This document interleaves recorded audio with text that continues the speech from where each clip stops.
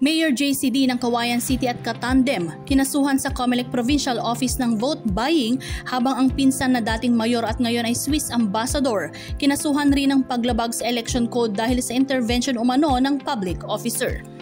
Sinampahan ng kasong vote buying sina Cauayan City Mayor Cesar JCD Jr. at ang kanyang katandem para vice mayor na si Benji D ng kanilang katunggali na si Bill D na kanilang tiyuhin sa tanggapan ng Isabela Provincial Election Office. Sinampahan din ng paglabag sa eleksyon at iba pang batas si dating mayor at ngayon ay ambassador ng Bernard Faustino D dahil umano sa tahasang pangangampanya sa pamamagitan ng social media sa pinsan na si JCD, tumatakbo sa pangalawang termino bilang mayor at mga kaalyado nito. Ang vote buying naman na isinampa kay JCD sa di umano ay pamimigay ng pera nito sa isang senior citizens party sa Rizal, Cauayan City na kung saan ay pinapila raw ang mga ito at binigyan ng tig 1,000 piso. Sa kaso naman ni Benji D, nakunan sa video ang isang supporter niya na binigyan ng pera di umano ng naturang kandidato.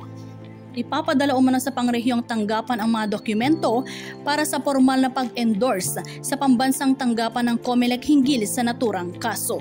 Election code at saka allied laws, at nakita namin in the process of campaign, nakita natin na some candidates are resorting to vote buying. So we filed the case for vote buying to two cases, separate incident. Papapile lang namin dito sa COMELEC office dito sa provincial. Of course, yung isa na-final namin is intervention of a public official. Kasi nakikita natin sa election code at saka on other allied laws, bawal mga panya ang public official. So final namin and the COMELEC receive it. And we are hoping, for an immediate action on this complaints that we have filed. And of course, ang natin dito, ang complainant is Bill D. Pwede rin sa law department. Kasi ang disqualification at saka election offense, tinitignan muna nila yan, nagkakaroon din ng due process yan.